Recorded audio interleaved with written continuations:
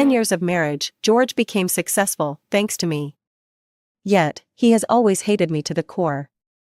After my death, he took over my family's company and married his first love. On their wedding day, my former childhood betrothed and later rival, Hubery, detonated a bomb at the ceremony. Before the flames consumed everything, Hubery smiled and said, "She's dead, yet you all are living well. How can there be such good fortune in this world?" When I opened my eyes again, I was back 10 years ago. I grabbed George and headed to where we would break off the engagement with Hubery. He looked at me indifferently and said, "Have you thought it through? Are you really going to break off the engagement for him?" "Vicky, I never go back on my word." "Are you sure you want to break up with me for this guy?" As that familiar cold voice echoed, I was still lingering in the aftermath of the explosion. The overwhelming colors of fire felt like they could burn even my soul, floating in midair. Hubery stood in the flames, holding a gun, and pulled the trigger. With a mix of shock and anger, George smiled and said, "She's dead, yet you all are living well. How can there be such good fortune in this world?" In that moment, the invisible shackles on me suddenly vanished. I felt something new fill my mind. It turned out that in my past life, I was the cruel female antagonist in a story about a sickly but beloved character. I had targeted George, who was still a poor student, using his mother's medical expenses as leverage. I coerced him into accepting my financial support and dating me. George believed I was humiliating him with my money, which made him hate me for many years. After we got married, he conspired to take over my family's company while secretly maintaining an affair with his first love. Eventually, he drove me insane, sent me to a mental institution, and watched as I fell to my death. Then he transformed into a new elite and married his first love. I finally understood. Hubery and I had grown up together, inseparable since childhood. So why did I suddenly fall for George, as if I had lost my mind, when he appeared in my past life? Coming back to my senses, I looked around at the different expressions on our parents' faces. And there was Hubery sitting on the sofa, his brows furrowed, looking up at me. Suddenly, it hit me. In my past life, it was today that I completely severed ties with Hubery. Our families were old friends, and today was supposed to be a regular gathering. But I arrived late, dragging George along. I immediately declared to Hubery, "I never liked you, especially since I already have a boyfriend now." "So, you came to break off our engagement for this man?" Hubery pushed up his gold-rimmed glasses. His gaze fell on George beside me, filled with undisguised disdain. George straightened his back and retorted, "What's there to be proud of? You're just a bit better off than I am." "A bit better?" Hubery smirked, a trace of mockery on his lips. "You better understand that if Vicky hadn't brought you here, you wouldn't even qualify to stand in front of me and speak." Those words struck George's fragile pride hard. In my past life, seeing him humiliated to the point of tears broke my heart. I instantly stepped in front of him and shot back at Hubery. I accused him of being delusional and overly clingy. "Don't think I don't know that the guy who wrote me love letters in high school mysteriously got hit by a car and broke his leg. That was you, right? Hubery, a person like you disgusts me just by looking at you. What else do you have that can compare to George, other than your slightly better background?" I hurled many hurtful words at him, but Hubery didn't argue back at all. He sat silently, seemingly turned into a frozen statue. After a long pause, he adjusted his glasses and calmly said, "Fine, I agree to the breakup." George turned coldly to me. "Vicky, did you bring me here just to be humiliated?" I squeezed my palm tightly, pulling my thoughts from the chaotic rebirth. Hearing this, I suddenly laughed. "Humiliated?" Hubery was just stating facts. "A person like you is just a toy to me. Why would he waste his breath on you? You really overestimate yourself, George." As soon as I said that, the entire living room fell into stunned silence. Everyone stared at me in disbelief. 2 steps away on the sofa, Hubery abruptly raised his head. Behind his glasses were a pair of fragile, translucent eyes filled with lingering astonishment. "What did you say?" George's expression turned extremely awkward. I said, "You don't really think you can compare to my fiancé, do you? He ignores me when he's busy with business. I just vent my frustration on you." I released his hand and took a step back, as if avoiding something dirty. I issued an eviction order, now, you can leave. George looked at me in disbelief. But the butler, now reacting, escorted him out. Before leaving, he made a strong remark, Vicky, I'm not someone you can summon and dismiss at will. Next time, even if you beg me on your knees, I won't reconcile with you. He was so confident. But I was already too preoccupied with George, quickly running to Huberry's side and crouching down. In my past life, I didn't learn until long after the breakup that Huberry had gone to the hospital that night. He had been sitting on the sofa without moving because he was suffering from a stomach ailment while doing business abroad. But he had rushed back because he really wanted to see me. And yet, the moment I saw him, I declared I wanted to break off the engagement. I really should be ashamed. Our eyes met, and a flicker of understanding passed through Huberry's gaze. He smirked, Are you taking out your frustration on your boyfriend again? It wasn't Huberry's fault for thinking this way. In my past life, I did use Huberry to provoke George, trying to prove he cared about me. Now, I could only soften my voice and play dumb. What boyfriend? Huberry, you're my only fiancé. He looked down at me. I'm not feeling well, can you take me to the hospital? Huberry suddenly frowned, what's wrong? Are you having menstrual cramps again? Without thinking, I replied, yes, cramps. He glanced at me, today doesn't seem to be your period. Because of George, we had actually been in a cold war for a long time.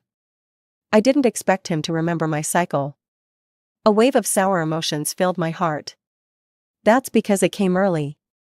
I cautiously grabbed his sleeve and shook it, I need to get a painkiller, can you come with me, please? Huberry seemed lost in thought, silent for a moment. He replied calmly. Okay. Once we got into the car, I called the driver over, insisting Huberry wouldn't drive. He didn't insist either, and just sat beside me in the back seat. There was, however, a distance of one person between us. I quietly asked, Huberry, are you mad at me? He slightly curled his lips. Self-deprecatingly, he said, how could I dare? Just those 4 words drowned my heart in overwhelming guilt. In my past life, controlled by the plot, my parents couldn't persuade me, so they just watched me marry George. I poured my family's resources into his company, toiling away. Huberry always competed with George, snatching his projects. I viewed him as my rival. During those 10 years in my past life, the few times we met were always cold and bitter, and I never gave him a pleasant face. Huberry. I sniffed, suddenly speaking, have you missed me after 2 months? Huberry glanced at me. He didn't reply. Feeling a bit awkward, I tried to make conversation, you didn't bring me a gift when you came back this time. I brought you something last time, but you threw it away, saying my stuff was dirty. He finished speaking coldly and turned his head away, closing his eyes. It was a clear sign that he didn't want to communicate with me anymore. Last time Huberry returned, he had given me a whole box of rubies. When he handed them over, he casually said, take them and make some little trinkets, don't hang around with low-quality stuff all day. Both the rubies themselves and Huberry's words hurt George's pride as a man. So, to cheer George up, I smashed the box of gems back at him. I don't want your dirty things. Thinking of this, I desperately closed my eyes. In my heart, I cursed the original plot for being so stupid. No one could write something like this without at least 10 years of brain freeze. In reality, I could only gradually shorten the distance between us, moving closer to Huberry.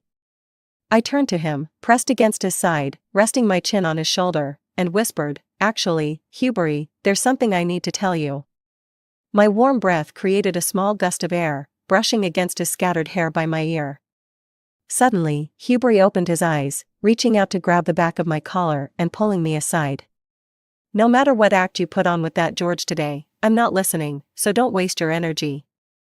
He frowned, and Vicky paused for a moment.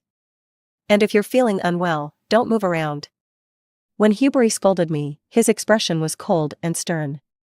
But I noticed his earlobe and neck were flushed. He also adjusted into an awkward sitting position. Huberry. I tentatively called him, you won't. Just sit still. He lowered his eyelashes, hiding the turbulent desires in his eyes, his voice slightly hoarse. You don't need to worry about my matters. When the car stopped at the hospital entrance, the icy and tense atmosphere between Hubery and me had eased considerably. I recalled his painful stomach issues and pretended to need his support, linking my arm through his. Suddenly, a sweet but angry voice rang out beside us. "Vicky!" I turned to see Zora, George's first love, storming up to me, glaring furiously. "You did this on purpose, didn't you? You deliberately cut off George's mom's medication to force him to bow to you." Her gaze shifted to behind me, and her eyes suddenly turned red. "You said before that if I disappeared, you would get that senior oncologist to treat George's mom. Are you backing out now?" "Zora." George stepped up quickly from behind me, pulling Zora behind him protectively. He furrowed his brows, speaking softly. "Vicky, it's all my fault. I'm not angry about what you did today, just don't make things difficult for Zora and my mom. From now on, I'll listen to you." Suddenly, I realized. In my previous life, that oncologist who treated George's mom was someone I got through Hubery's family.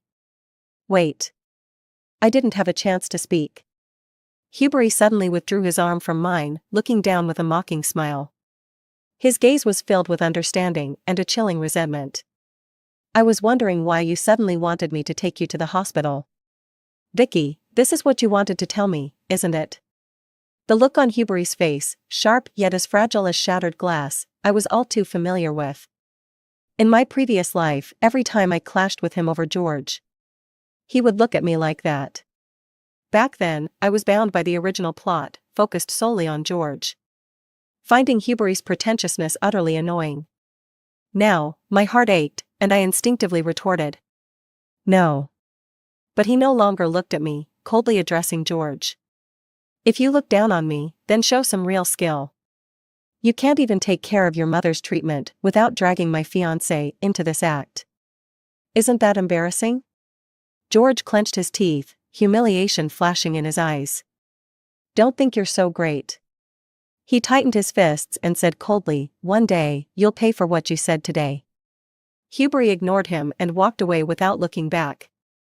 I was about to chase after him when George grabbed me. "Vicky." He looked at me with lowered eyes, his voice hoarse. "Vicky, it's all my fault.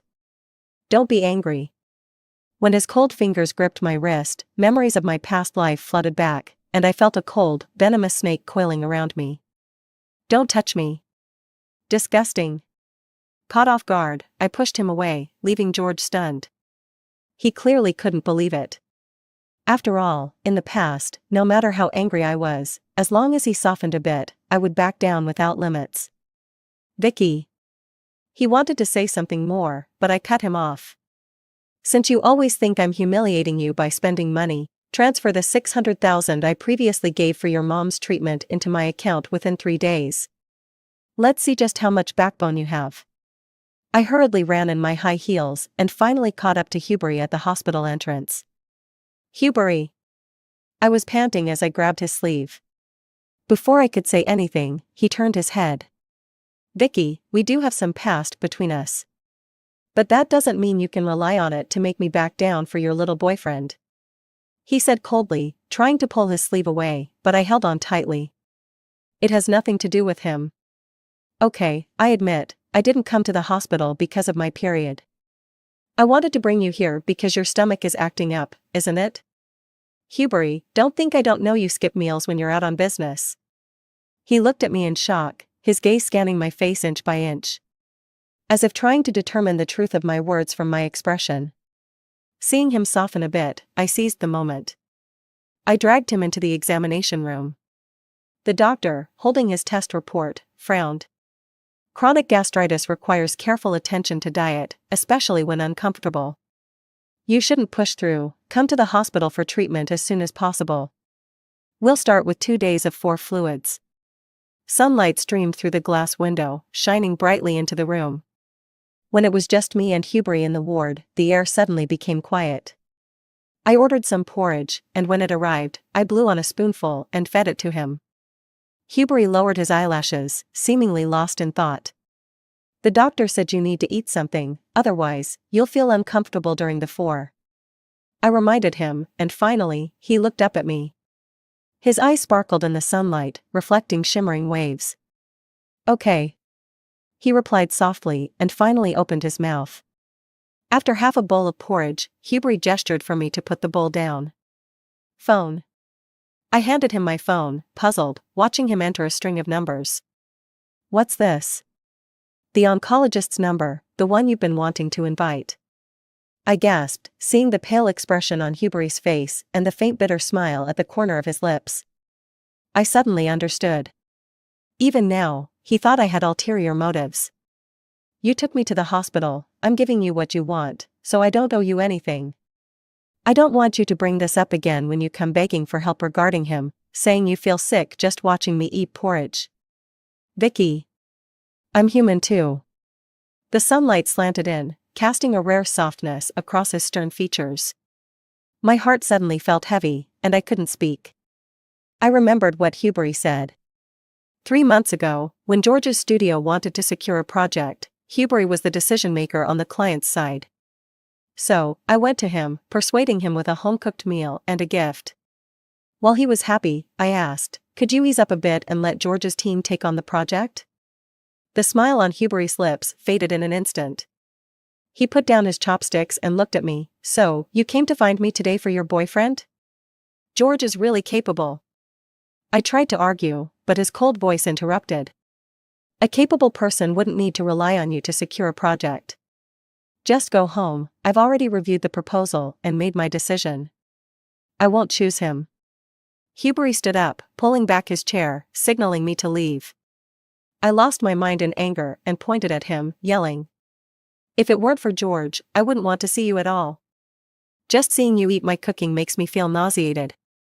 In my blurred vision, a hand suddenly reached out, wiping away the moisture from my eyes.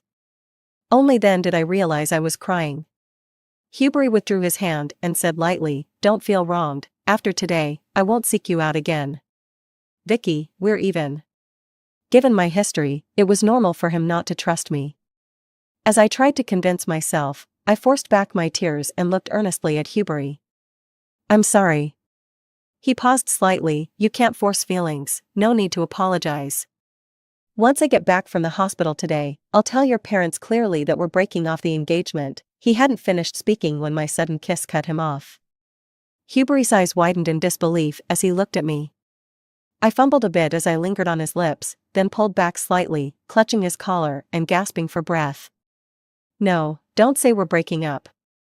I steadied myself and continued, Hubert, whether you believe it or not, those things related to George weren't what I wanted. I brought you to the hospital just because I saw you looked unwell. I was worried about your health. He lowered his eyes, emotion swirling beneath his long lashes, unclear. Is this your new tactic? I pushed down my own feelings. I've lived long enough, and we've known each other for years, so you can't not trust me. If you don't believe me, then I'll kiss you again. As I said this, I leaned in once more. But Hubert pressed his forehead against mine, stopping me in time. His breath was so close, his voice husky. Vicky, do you know what you're doing right now? I replied, yes, I'm doing what we did when we were 18. Those words ignited everything, instantly burning away all rationality between Hubert and me. That night after the college entrance exams, my family held a feast to celebrate. I had a few glasses of champagne and tipsily pulled Hubert into my room. I asked him, what does a kiss feel like? He looked at me quietly, Vicky, you're drunk. I frowned, don't change the topic. If you don't tell me, I'll ask someone else. Before I could finish, Hubert suddenly grabbed my chin and kissed me. A faint lemongrass scent wafted from him, reminiscent of the gift I gave him for his birthday this year. Our lips and the fingers pressed against my neck were burning hot. My head spun as I instinctively clutched his collar, forced to endure the overwhelming heat that followed. Hubert's voice was laced with suppressed desire. That's what a kiss feels like. Do you want it to go deeper, Vicky? At that time, we were so good and so close. I always thought that after graduating from college, I would marry Hubert. But once school started, it was the first sight of George that dragged me back into the original storyline. How could he run away while lying in the hospital bed? A nurse came to reinsert Hubert's fore and reminded him, don't move around, there's just one more bottle to go. Hubert nodded blandly. I, sitting beside him, rubbed my warm ears. Once the nurse left, I whispered an apology. "I'm sorry. I got so into the kiss earlier that I accidentally shifted his fore, and blood soaked the tape." He glanced at me. "No need to apologize." "Then will you believe me? Let's see how you perform." Though he said that, his tone had softened towards me. By the end of the month, Hubry went to a neighboring city for business. I returned to school, but made sure to message him whenever I could, proving to him that he was the only one in my heart. Hubry's birthday was approaching, and that afternoon, I planned to pick out a gift for him at the mall. Suddenly, I spotted a familiar figure from a distance. It was George. He hadn't contacted me for days since we had a heavy conversation at the hospital. I was relieved about that. But now, during what should have been a busy time at his studio, he walked into a nearby garden restaurant with a young man. My heart tightened, and I rushed forward a few steps. Just as I entered, the man looked up. It felt like thunder striking. I froze in place. This man was none other than Nick, who had worked with George in my past life, leading to the downfall of both Hubrys and my family. I stealthily followed, hiding behind some greenery, to overhear their conversation. "Hubry has already gone to City S. It seems he hasn't realized there's a problem with that project." "Project?"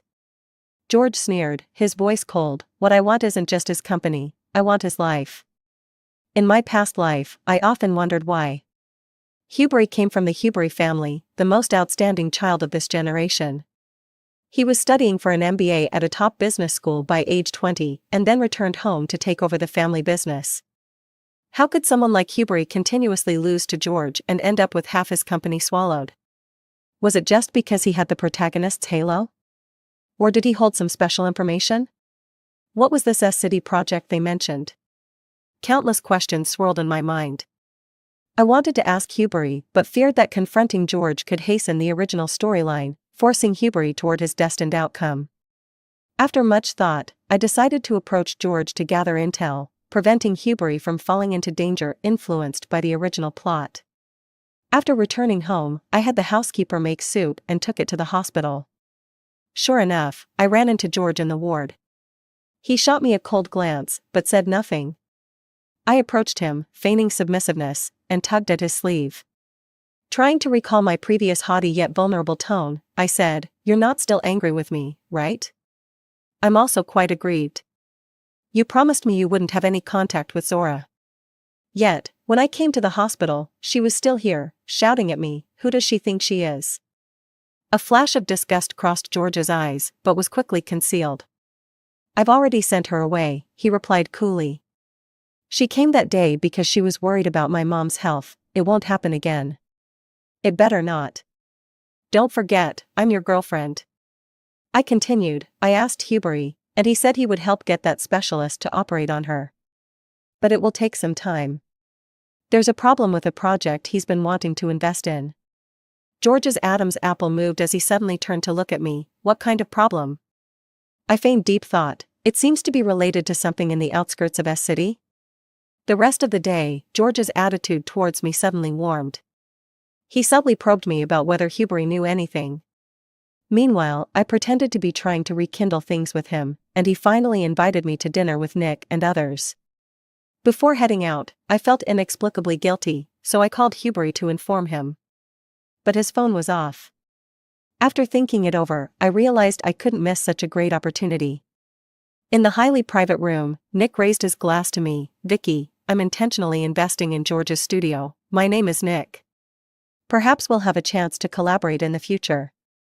I remembered in my past life, he was the one who helped George destroy half of Hubry's company and swallow my business.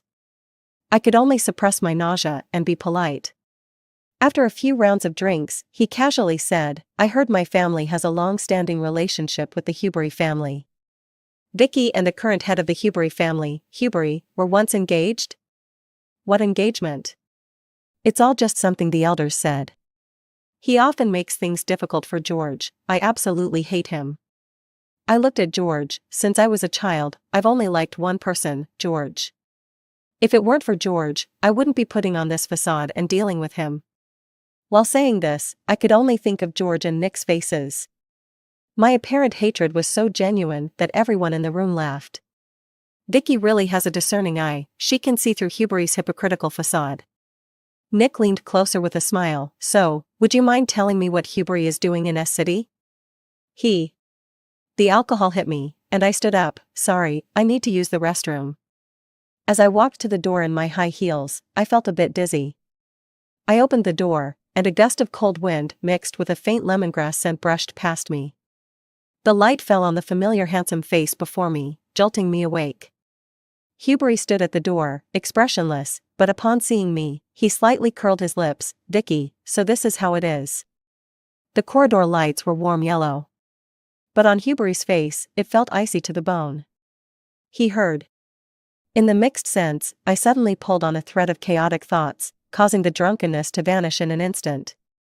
My fingers trembled on the doorknob as I sensed something was wrong and instinctively called out, Huberry. Maybe don't call me that, it might just disgust yourself.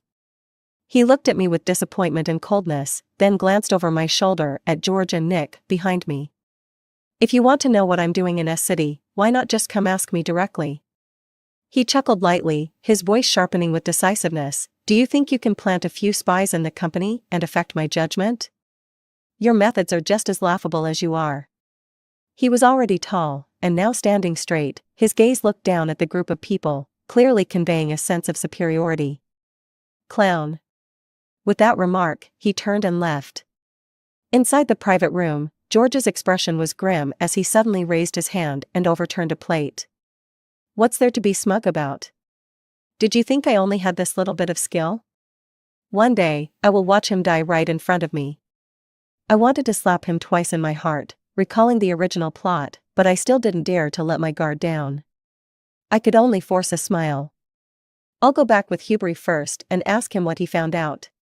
After saying this, I grabbed my bag and left.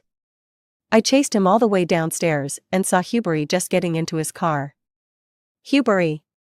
I gasped for breath and hurriedly called out. I came today to find out what kind of scheme George has against you. Through the half-open car window, I met Huberry's calm gaze, which suddenly made my voice falter. He raised a hand, casually resting his chin on it, as if he was listening to an interesting joke.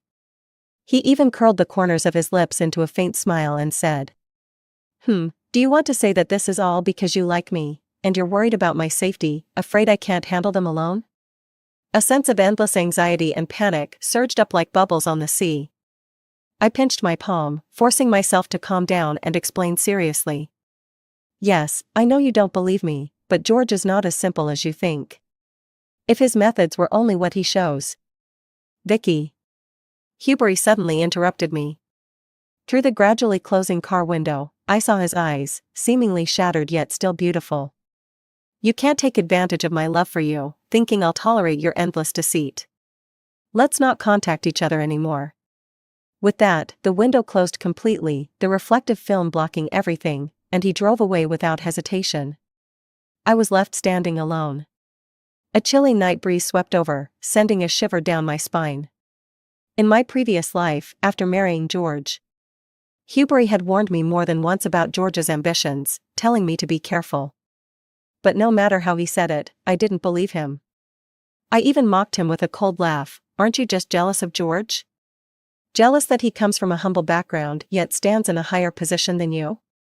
A hypocrite who speaks nothing but lies. I won't believe a word you say. At that time, Huberry stood in front of me, wearing a well-tailored suit, but his eyes were filled with hurt. Coming back to my senses, I was already in the car, instructing the driver to go to the Huberry family. However, Huberry didn't return to the old mansion or his own house. The car circled around most of the city and finally stopped outside his company building. I looked up and saw a light still on in the office on the top floor. Thinking about the sharp resistance on his face just before the window closed, I suddenly felt a little timid. So I went to a nearby convenience store and bought a can of beer, downing it in one go to bolster my courage. Once the buzz started to return, I walked into the elevator and pressed the button. Huberry's office was on the 39th floor, highly private. But he never put up defenses against me. When I pushed open the door, the large office was empty. From the adjacent lounge, I could faintly hear the sound of running water. Other than that, there was only the faint fragrance of lemongrass mixed with a slight metallic smell. Metallic smell? My heart tightened, and countless scenes from my previous life flashed through my mind as I pushed open the lounge door without thinking. Just as I opened the door, the sound of water suddenly stopped in the lounge restroom. Hubery walked out, drying his wet hair, but as soon as our eyes met, he abruptly halted. "Vicky?" My gaze uncontrollably fell on him. I always knew Hubery was good-looking. But most of the time, he wore that indifferent expression, creating a distance. However, at this moment, due to the mist, the originally sharp contours of his face softened. Water droplets rolled down his hair, tracing the smooth lines of his muscles, disappearing at the edge of the towel around his waist. His usually covered fair skin was now fully exposed, with a small mole on his waist gleaming enticingly. In addition, there were several layers of bandages wrapped around his left forearm, already wet, faintly showing a red hue from blood. He was indeed injured. "Get out." Perhaps my intense gaze was too obvious. Hubery closed his eyes briefly and reprimanded in a cold tone. But his tone lacked any intimidation. I didn't know if it was the alcohol or instinct that made me blink. Not only did I not leave, but I took a few steps closer and shut the door behind me. "You're hurt," I said, walking right up to him. "Hubery, what happened?" "And your wound has started to bleed again, it needs to be rewrapped." "It's just a small injury." Hubery replied nonchalantly, "I can handle it myself, it's none of your concern." He paused for a moment. "Vicky, you shouldn't be in my office right now, considering your boyfriend." I wrapped my arms around his neck, pressing a kiss tinged with the scent of alcohol against him, silencing his remaining words. "Don't say anything, not a single word is something I want to hear." I mumbled somewhat incoherently. As we tangled together, our lips grew increasingly heated. In our chaotic movements, we both fell onto the large bed beside us, the towel coming undone in the process. As this long and deep kiss ended, I leaned on Hubery's shoulders, panting heavily. I saw the stormy desire in his eyes, but still struggled to ask. Was it again for him? Of course it was for myself. The alcohol and the kiss left my mind in a haze, and some words slipped out without thinking. "Isn't it perfectly normal to have some indescribable thoughts about your fiancé after seeing him get out of the shower?" My fingers, damp with water, casually grazed over the snowy white skin, teasing the two pink spots misted with moisture. I watched Hubery's Adam's apple bob vigorously before he grabbed my hand. "Moreover, I've been thinking about this since I was 18. Thinking about you, Hubery, only you." The air fell silent for a moment. Then everything turned upside down. The entire world felt disordered, as if only we remained. The remaining droplets of water quickly evaporated in the high temperature. The lamp on the ceiling swayed like a small boat tossed in a storm, just like me. Soon, all that remained was the breathless remnants. I inexplicably thought back to 18. I recalled the night after the college entrance exam when I got drunk and secretly kissed Hubery on the balcony. No matter how I pouted or teased, he would only kiss me. "Vicky, you're still young," he whispered in my ear, his body temperature scorching, still enduring. "I have to give you a chance to change your mind. Now." "Hubery." I barely managed to utter 2 words before I was startled by the hoarseness of my voice. Hubery paused, his gaze lowered, looking down at me, the thick, misty emotions in his eyes surging and then fading. After a moment, he raised his hand and covered my eyes. "There's no second chance for regret, Vicky." Outside the glass window, rain poured down at some point. Inside the lounge, the humid heat rose with the light. Hubery pressed against the most sensitive spot on my lower back, with varying pressure, his voice low and husky. "Vicky, don't hide. Just feel me." I thought of his arm's injury and felt a bit worried, wanting to sit up and check.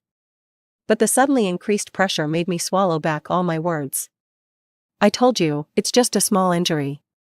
Hubery's long fingers curled around a damp strand of my hair.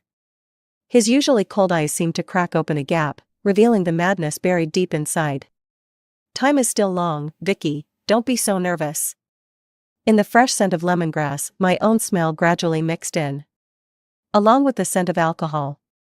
At a certain moment, they merged and spread out. At 4 in the morning, I dragged my weary body across the carpet, barely managing to stand. Hubert used his uninjured arm to wrap around my waist and pulled me back. "You need to rest, Vicky." I tried to turn back and look at him, "But your wound really needs to be rewrapped. How did you get hurt?" Hubert suddenly fell silent. In the suffocating silence, I suddenly realized.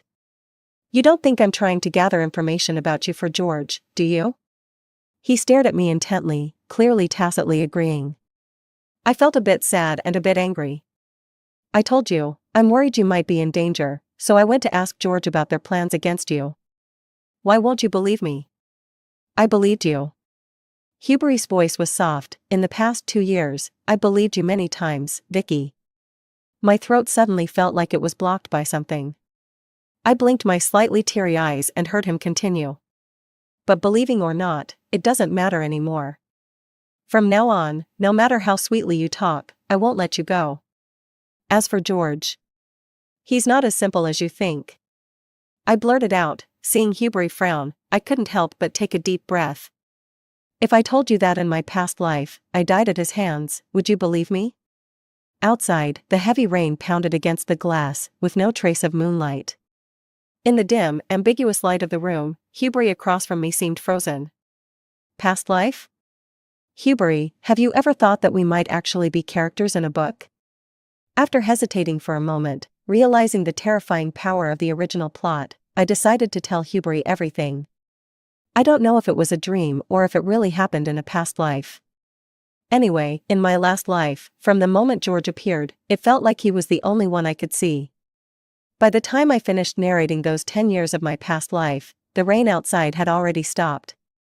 A faint golden light was spreading across the horizon. The last project cost my parents their lives and allowed George to completely swallow my family's assets. He said he hated me because he endured unimaginable humiliation while being by my side for those 10 years. After that, he sent me to a mental hospital, claiming I was too traumatized and mentally unstable. At this point, I suddenly felt choked up. Even though so much time had passed, everything had started over. Those 6 months in the mental hospital still felt like a nightmare to me. Every day, I was bound and forced to receive overdoses of medication. My mind was foggy, with hardly any moments of clarity. I also had to regularly endure the near-death pain of electric shocks. So later, when I finally regained consciousness, I escaped from the ward and jumped off the hospital roof. My voice trembled, swallowed by Hubert's sudden embrace and warmth. His hand threaded through my hair, pressing my head against his chest. "That was just a dream. I won't let that happen." "Yes, you won't." I closed my eyes in his arms. It felt like the flames from that wedding day flooded back to my mind. "So even if in the dream you couldn't resist the power of the original plot and couldn't save me, at the happiest moment for George, you still sent him to hell." The familiar scent from Hubert and the weariness from a sleepless night quickly lulled me into a deep sleep. In my dreams, it felt like I returned to my past life. The 10 years of conflict with Hubert, meeting in public where I used the most vicious words to attack him and oppressed him without reservation. But he still wore that lemongrass-scented perfume. When I was alive, I hated him deeply and never cared. It was only when I saw him consumed by flames that I suddenly understood. Because that was 18-year-old Vicky. The Vicky before she met George. The last gift for Hubert. The first thing I did upon waking was take Hubert to the hospital to redress his wounds. "You can't get it wet, don't use this arm forcefully for 7 days." The doctor instructed seriously. "You can go now." As I sat in the car, I turned to Hubert and asked, "Can you tell me how you got hurt now?" In the dimly lit car, he gazed into my eyes and sighed lightly. "Actually, there was a little accident when I went to inspect the project site." I suddenly bit my lip. Was it related to George? Hubert's warm fingertips parted my teeth and lips, gently caressing my mouth. "Don't worry. The only way he can hurt me is through you. So, you just need to stay away from him, I'll handle the rest." "But I don't want that." I caught his slightly teasing fingers and said earnestly. "Hubert, I've died once, in a way, I'm now older than you. Whatever you plan to do to deal with George, let me know. Can we do this together? He was silent for a moment before replying quietly, okay. Vicky, I won't interfere with your decisions. But you need to stay as far away from George as possible. I nodded, suddenly wanting to tease him. Are you afraid I might be enchanted by George again? Hubery calmly nodded. But behind his lowered eyelashes, a hint of vulnerability flashed by. He was scared. It turns out that Hubery, who gradually took over the company at 16 and was rumored to be decisive, could also feel fear. I held Hubery's face and said seriously. Hubery, we've known each other since the day I was born. I was sickly as a child, staying in the hospital, and you came every day with a bouquet of flowers and comics. When I first got my period at 14, you bought me sanitary pads. After we secretly kissed at 18, I started dreaming about you. Without the original plot's forced brainwashing, I wouldn't even glance at George. I've always loved you, only you. This sentence seemed to unlock Pandora's box suddenly. Through the window, in the soundproof closed space, Hubery suddenly reached out to the back of my head and kissed me forcefully. This kiss was intense, sending tingles through my lips and making my tongue numb from the suction. I felt weak and hot, sliding down onto his lap. Until I crumpled his crisp shirt, suddenly remembering the doctor's warning. Wait, your wound can't be strained. Hubery used his uninjured hand to pull me back, properly seating me on his lap. Because Vicky was pressing down, the thigh muscles wrapped in tailored pants tightened, feeling scorching. I swayed, instinctively bracing myself against his leg. Hubery let out a low, muffled sound, his voice raspy. It felt like there was a growing fire right in front of my fingertips. It burned away my rationality in an instant. My hands moved forward inch by inch, and at the moment they touched that fire, I heard Hubery's voice, filled with suppressed desire. Then I leave it to you, Vicky. Show me what dreams you've had about me. After that day, George didn't contact me for a long time. I checked around the hospital and found out he had managed to get another tumor specialist through someone he knew, and his mother's surgery was completed. This must be his male lead halo. As graduation approached, I decided to intern at my family's company early. Since my family had long collaborated with Hubery's family, it was only natural that I had more interactions with him. I'm planning to visit George's studio later. I sat across from Hubery, took a bite of my bagel, and said, according to the timeline from my past life, at this point, you and I would have had a falling out, and I would start using my family's resources to help George build connections, stealing an important project from you. Hubery suddenly looked up at me. Beneath his long eyelashes, his emotions were laid bare. I quickly added, I'm just going to test how far his current plans have progressed. Wait for me to come back for dinner. George's studio was not far from the city center. Based on his initial connections, if it weren't for my relentless help, he wouldn't even be able to afford to rent this place. When I walked in, I happened to see Zora sitting at his desk. George stood behind her, leaning down in an extremely ambiguous position, almost enveloping her in his embrace. It was like this in my past life. I had noticed countless times the inappropriate tension between him and Zora, but George always refused to admit it. I fought with him over this many times, causing chaos each time. When I was almost hysterical, George just stood by, watching me with weary eyes. Later, all of this became evidence of me oppressing and humiliating him. Coming back to reality from my memories, I coldly said, "What are you two doing?" The two in front of me seemed to freeze suddenly. After a moment, George straightened up and adjusted his slightly wrinkled clothes. He looked at me, but spoke to Zora, "You can leave now." Zora shot me an annoyed glare, before getting up and leaving. The room was left with just the two of us, and George put on his usual cold expression again. "Aren't you supposed to be with Hubery? Why come to me?" He still tried to manipulate me with his old tricks.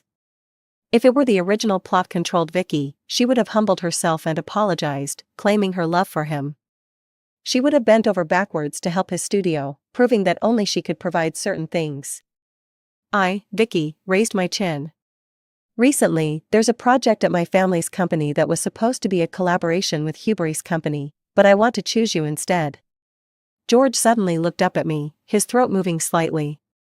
I smirked, But that project has a long timeline and involves huge funds, so I need to confirm how much you can handle first. Later that evening, I pieced together what I learned from my past life and told Hubery. I suspect that because I've been reborn, the plot has progressed early. George has already hooked up with the newly appointed gang leader, Owen. In my past life, he didn't meet that person until several years later. And with his current influence, collaborating with someone like that was like courting death. Thinking about this, I frowned. Hubery, who had paused while reviewing a contract, looked up at me.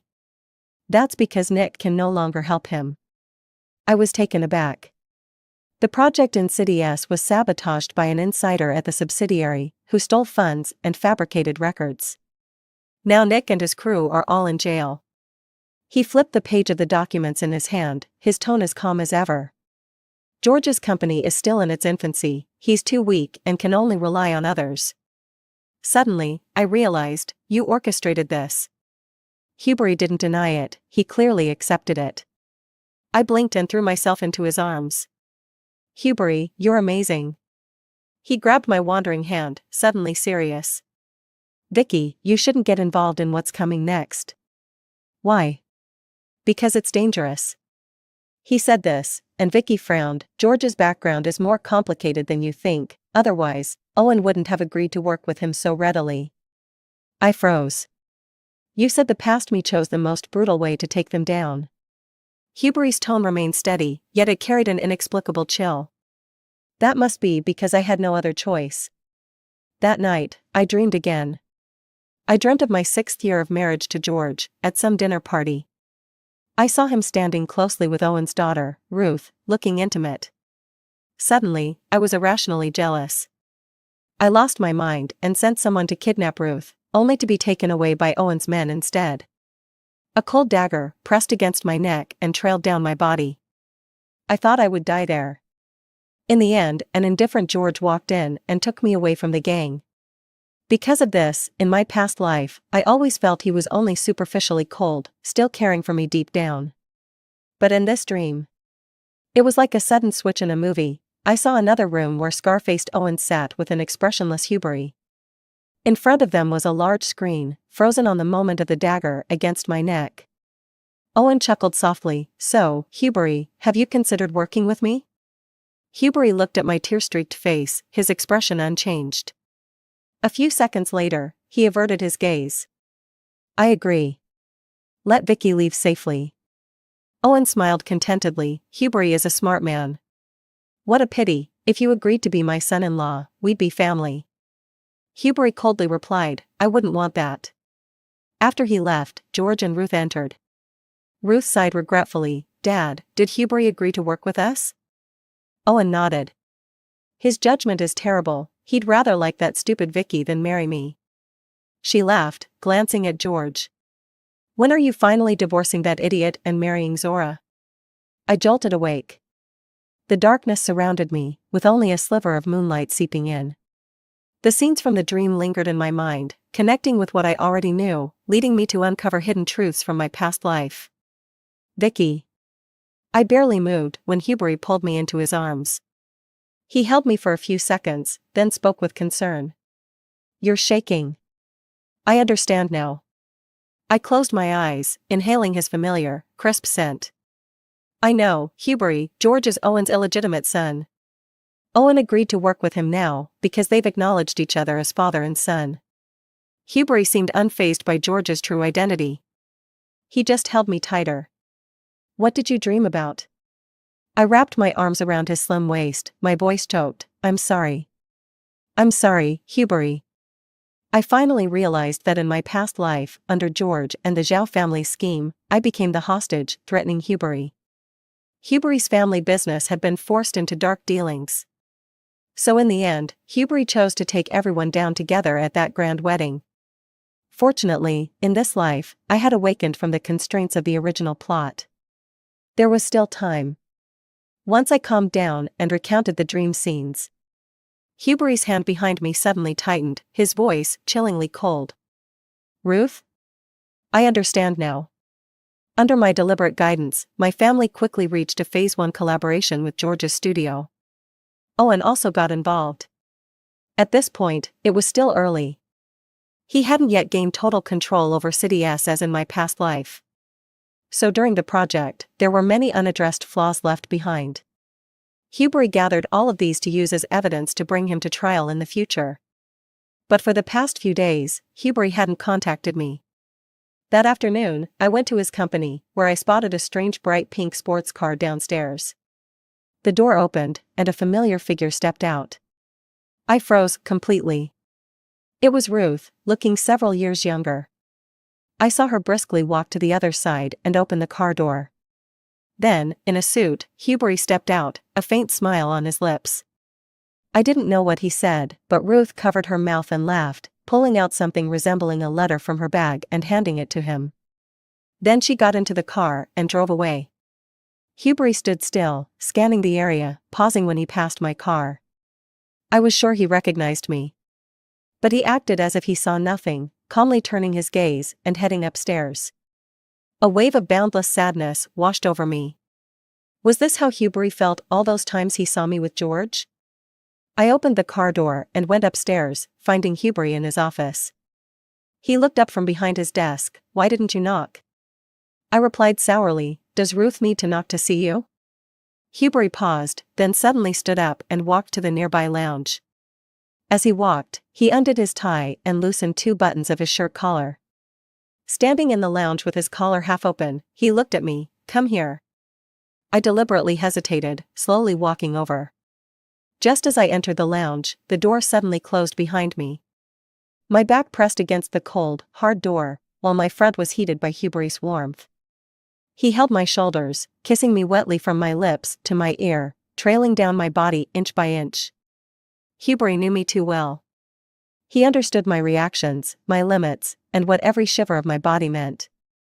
It felt like I was thrown high into the clouds, then dropped suddenly into an endless ocean. "Hubris." I barely managed to call out, then was tossed back into a sea of boundless pleasure. In the end, before the waves completely engulfed me, I heard his raspy voice, warm against my ear.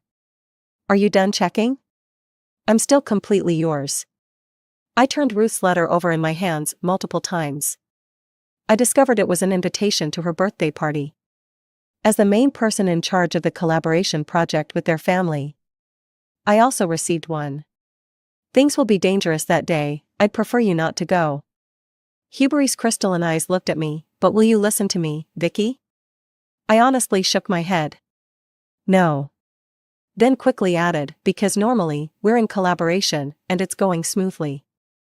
If I suddenly don't attend the party, it might raise their suspicions." This reasoning was sound, even Hubris couldn't refute it. He stared at me for a moment before leaning in to kiss me again. "No matter what happens, Vicky, remember that your safety is the most important thing." Soon, it was Ruth's birthday party. My family's project was actually a collaboration with the authorities, so many powerful people were in attendance. George, being one of the partners in this collaboration, successfully made a lot of connections. I held a glass of wine, watching Zora follow him closely with a cold gaze. As if sensing my stare, she suddenly turned around, giving me a smug and provocative look. Then, as if to show off, she linked her arm with George's. "Such trash, you can keep it to yourself." As I scanned the room, I spotted several familiar faces among the guests. These were partners George was supposed to meet years later in my past life. Did Hubris' proactive involvement cause everything to happen early? Just as I pondered this, the guest of honor, Ruth, made her entrance. She had one arm linked with Owen's and stood beside the smiling Hubris. "Welcome to my birthday party," she said with a beaming smile, her gaze sweeping over my face with a hint of satisfaction. A waiter wheeled out a massive 3-tiered cake. After cutting the cake, she came down to mingle with the guests and soon stood before me. "Vicky, I hope we can work well together on the upcoming project." Ruth smiled at me, then suddenly turned to Hubris, asking, "I heard you used to have a good relationship with Vicky and were planning a business marriage?" "Just a joke from our parents, nothing serious." Hubris glanced at me with a detached look, then looked away indifferently. "Besides, Vicky is already taken. We're not involved at all now." Even though I knew he was acting, I still bit my lip in frustration. After a moment, I scoffed, I should thank Hubert for finally letting me go. He left with Ruth at his side. I raised my glass and quickly found George by the floor-to-ceiling windows near the garden. He was on a call, and Zora had vanished. Whatever the person on the other end said, his expression gradually grew serious. Outside, the first firework burst against the pitch-black sky. Then came a flurry of explosions.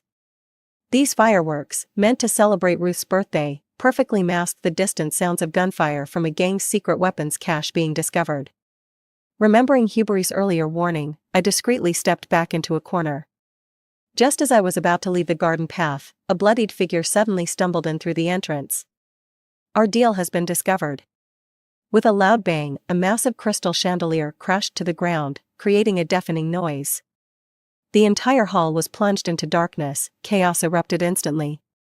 Fearing for my safety, I stayed hidden in the corner, watching as police officers mingled with the guests, taking down Owen's men one by one. Vicky. Finally, Hubert's voice reached my ears. He made his way to me, concealed by the darkness, whispering, "Their power has been deeply rooted for so many years. There might be backup, we need to leave." I nodded, my previously tense heart gradually relaxing. Just as we managed to avoid the chaotic crowd and reach the garden, a night breeze carrying an unknown floral scent brushed by, and I suddenly caught a whiff of something unusual. Like a premonition from my past life. I narrowed my eyes and suddenly pushed Hubert to the ground, rolling us aside. In the next moment, a flurry of bullets erupted where we should have been, kicking up dust. Dazed, I stood up only to find a dark muzzle aimed at me. "It really is you." George held the gun, looking at me with near loathing. "If you like me, why do you keep ruining my career and opportunities? If you admire me, you should willingly give without expecting anything in return. But you say you like me, yet you only look down on me with pity, from a high pedestal. Vicky, you really disgust me." Even after living another life, George's shameless words left me speechless. In my past life, no matter how well I treated him, how much I helped him, it was still seen as humiliation. Because deep down, he believed that my help should never require any return. "Do I look like a sucker to you?" His absurd logic infuriated me, and I couldn't help but retort. "We don't even know each other. I paid to help you, you should thank me. If you feel insulted, throw the money back in my face and tell me you can succeed on your own without my dirty money." But you didn't. The truth is, even if you're with Owen, you still need to rely on working with me and my family to get the projects you want. Without my help, you're a total failure. The more I spoke, the paler George became. Yet he gritted his teeth and replied, "Someone like you, a pampered young lady from birth, simply doesn't understand. This has nothing to do with my background." Hubert suddenly chuckled, interrupting George. "Blaming others and wallowing in self-pity won't change anything, even if you were born into our family. Like now, you've recognized your father, yet you're still a waste who can only trade looks for opportunities." His eyes were full of disdain, completely unguarded. But it seemed he was already prepared. In the instant George lost control and pulled the trigger, Hubert shoved me aside. Not just one gunshot. Bullets tore through flesh, exploding into a bloody blossom. Warm droplets of blood splattered onto my face. All I saw was a sea of red and his slowly closing eyes. Hubert. In the hospital room, the smell of antiseptic overwhelmed the citrus scent from Hubert. I sat beside his bed, gritting my teeth. "Are you insane?" His eyelashes fluttered, and he looked at me with a tender gaze. "I'm sorry, Vicky, I just wanted to experiment. To see if, after all our efforts to escape that uncontrollable force, your past fate would repeat." This was why he had intentionally provoked George into shooting him. In reality, the police agents had noticed the commotion in the hall and followed suit. At the moment George fired, they also pulled their triggers, shooting through his wrist and temple. If the effects of the original plot couldn't be avoided, Hubert would surely die by George's hand. Not like now, where the gun successfully veered off, leaving him only with a shoulder injury. But there are many ways to verify without risking your life. This is the safest way. His lips were pale from blood loss, but his gaze never left me. If I really die, George will undoubtedly be sentenced to death. You won't have any further contact with him, nor will you be sent to a mental hospital.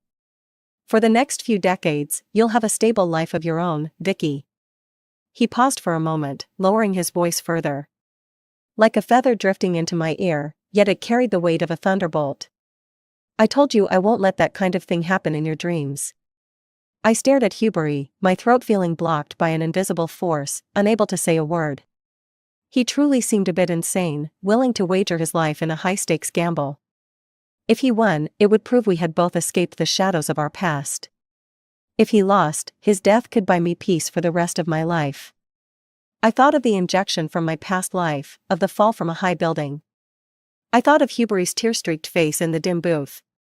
I thought of the flames that suddenly erupted at George's grand wedding. I thought of Hubery's consistent citrus scent over the years. Amid the overwhelming tears, I suddenly gripped his collar tightly, leaned in, and bit down hard on his lips. The metallic taste of blood flooded my mouth. "That's not allowed either." I said each word clearly. "Your life is mine." "Okay, it's yours." Hubery's previously cold and indifferent eyes were now filled with a kind of moist tenderness. "Everything of mine is yours." In those days, Hubery found a way to connect with Ruth, to gather intelligence from her. Together with the police, they took down a weapons deal involving over $1 billion. Due to charges like engaging in organized crime, intentional homicide, and illegal possession of firearms, George, Owen, Ruth, and others were sentenced to death. The connections of all the guests at the birthday banquet with Owen were also gradually being investigated. Although Zora didn't directly engage with the case, she provided some auxiliary help and was sentenced to 2 years. Meanwhile, my family's upcoming projects, phases 2 and 3, smoothly continued to collaborate with Hubery's company. Under the guise of work, I suddenly found myself spending a lot more time with Hubery. No matter how he tried to charm me, I maintained a serious expression and refused. "Your injury isn't healed yet, let's talk when it's fully recovered." After saying that, I couldn't help but scold him. "Drinking with a gunshot wound? Are you trying to get yourself killed?" His white shirt, damp from the hot water, clung to his body as Hubery opened his eyes, still hazy from intoxication. A wry smile crept onto his lips. "Sorry, Vicky." Another attempt to seduce me. I swallowed hard, pretending to be indifferent as I tossed him the shower head. "You can undress and shower by yourself. I'm leaving now." In the steamy bathroom, I had barely taken a few steps when I suddenly heard something heavy drop behind me. Hesitating for a moment, my worry for Hubery won out. I turned around and quickly walked back. Just as I leaned down, he grabbed my neck, and we both tumbled into the large round bathtub. With a loud splash, water flew everywhere. I couldn't help but scream. "That custom gown just arrived last week." "I'll buy you 10 more tomorrow," he replied, his warm breath brushing my ear, growing hotter by the moment. "Vicky, help me." The kiss pressed against my lips, lingering and teasing until it left a slight sting before reluctantly pulling away, but it still carried warmth, trailing down into the water. "How can I help you?" My voice, suddenly high-pitched with trembling, was completely swallowed by his fervent kiss. "It's too hot, cool me down." Liar. How could I cool him down? I could only be led by him, falling into the humid tropical rainforest, followed by a sudden downpour. With a cool touch, it flowed deeper into the river. After a night of tossing and turning, I finally fell into a deep sleep. In a hazy dream, I couldn't tell if it was a past life or this one. It was a time before George had appeared. I was wearing a high school uniform and found a love letter written by a boy in my backpack. Then, like a movie scene, the picture changed. The boy stood among a few thugs, biting a cigarette, full of malice. "So what if she's the daughter of a wealthy family? Once I trick her into a date and slip something into her drink, we can do whatever we want." The next day, he was hit by a speeding car on his way to school and broke his leg. In the stark white hospital room, Hubery pushed the door open, looking expressionless at him. "This is a warning. If you have any more inappropriate thoughts, who knows what will happen next time." Then the hospital door closed. He picked up the phone. On the other end was the spoiled voice of 17-year-old Vicky. "Hubery, my birthday is coming up soon. What gift did you prepare for me? If it's something I don't like, don't expect me to go on the spring outing with you next month." Hubery chuckled, his tone indulgent. It's already on your desk, you'll see it when you get back from school. Outside the hospital corridor window, the sun shone brightly, and cherry blossoms were in full bloom. A gentle breeze carried pale pink petals lazily through the air. It was the springtime of everything yet to begin.